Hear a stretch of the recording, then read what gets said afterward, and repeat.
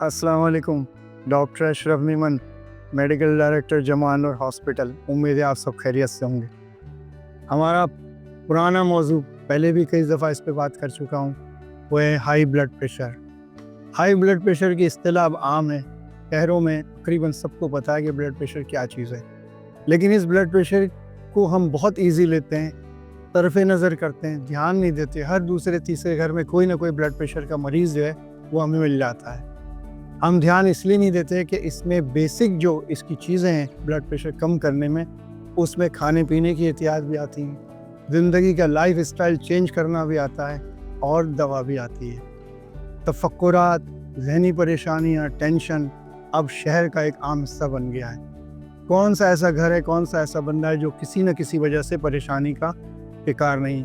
मईशत हमारी ख़राब है और ज़ाहिर है कि नान और नफ़े की ज़रूरत रहती है। 2-2 3-3 जॉब्स करते हैं, हर वक्त टेंशन परेशानी होते हैं। इसी तरह से खाने पीने का लाइफ स्टाइल हमारा वो सही नहीं है। न वक्त पे हम खाना खाते हैं, न हेल्दी फूड खाते हैं, जो बाज़ार से मिल गया खा लिया, जब चाह खा लिया। इसी तरह से मेडिसिन के हवाले से भी हमारा मेडिसिन लेने का जो हिसाब किताब है वो भी ठीक नहीं है। जब दिल चाह ले लिया, पैसे हैं तो ठीक है, नहीं है तो नहीं है, और हैं भी तो कभी खाई कभी नहीं खाई। ये तमाम चीज़ें मिल करके जो है प्रॉब्लम्स क्रिएट करते हैं। अब खाने पीने के जो हेल्दी फूड्स हैं, हेल्दी फूड में हमारे पास सबसे पहले आता है कि अगर आपको ब्लड प्रेशर है तो आप पहले डॉक्टर से प्रॉपर चेक कराएं। 15 से 20 दिन में एक दफ़ा ज़रूर चेक होना चाहिए। घर में आपके पास एम्बुलेटरी ब्लड प्रेशर का आला है तो एक दफ़ा ज़रूर देख लें। अलामतों में जो है सबसे पहले आता है कि आपके सर में दर्द होगा, चक्कर आएंगे, आँखों के नीचे अंधेरा आएगा, गुस्सा आएगा, तबीयत आपकी दिल काम करने की नहीं चाहेगी। ज़रूर ब्लड प्रेशर चेक करें। अब अगर अब डॉक्टर कहता है कि साहब आपका ब्लड प्रेशर बढ़ा हुआ है, पहले तो नहीं था, अच्छा जनाब अब हो गया है, उम्र आपकी 40-45 साल हो गई, बल्कि अब तो कम उम्र में भी होने लगा है, तो फिर सबसे पहला डॉक्टर आपसे कहता है कि साहब आपका सोने का मामला क्या है, तो आप कहते हैं जी 12-1 बजे के करीब सोता हूँ। ये मुनासिब नहीं है, इशा के बाद सो जाना चाहिए। इशा के बाद तो हम खाना खाते हैं। अच्छा जी, दवा का बिल ही नहीं। जब दवा लेंगे मैं लिख देता हूँ। खाने में सबसे पहला आता है कि आप अपना सॉल्ट का इस्तेमाल कम से कम करें। नमक हमारा सबसे बड़ा दुश्मन है, तो सॉल्ट कम करेंगे।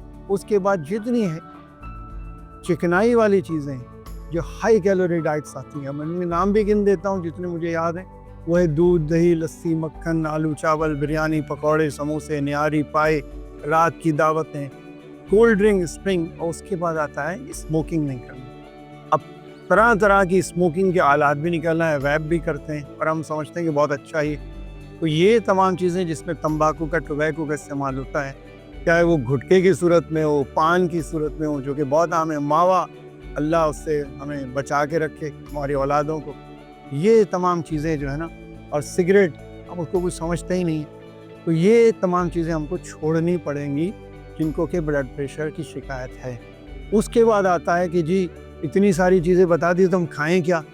भाई दाल, सब्ज़ी, रोटी, चपाती, मुर्गी, मछली खाएं, जो घर में आपका सादा शोरबे वाला सालन बनता है जिसमें नमक कम हो। उसके बाद आप फ्रूट्स लें, फ्रूट्स में आप सब खा सकते हैं, कोई मना नहीं।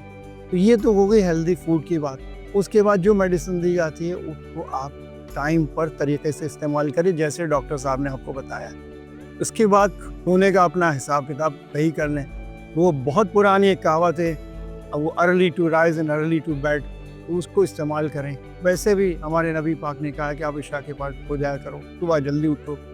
हम फजर की नमाज के लिए मुसलमान तो उठता ही, तो अगर वो हम चीज़ें बेहतर तरीके से करने लगेंगे तो चीज़ें हमारी बेहतर होने लाइफ। अब उसके बाद तफक्कुरात, टेंशन आते हैं, बसा औक़ात हम पर काबू नहीं पा सकते, लेकिन अगर हम कोशिश करें तो बेजा जो है चीज़ों उस पर हम उलझे ना, खामो खाई में किसी से झगड़ा ना करें, कोशिश करें अपना टेम्पर को जल्दी से लूज़ ना करें।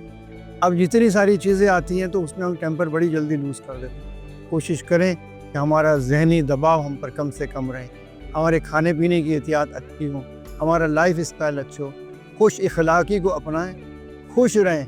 खुश रहना बड़ा मुश्किल काम है। खुशी जो है बाज़ार में नहीं मिलती, मेडिकल स्टोर पे नहीं मिलती, डॉक्टर की दुकान में नहीं मिलती, ये हमारे अंदर रिश्तों में घूमती।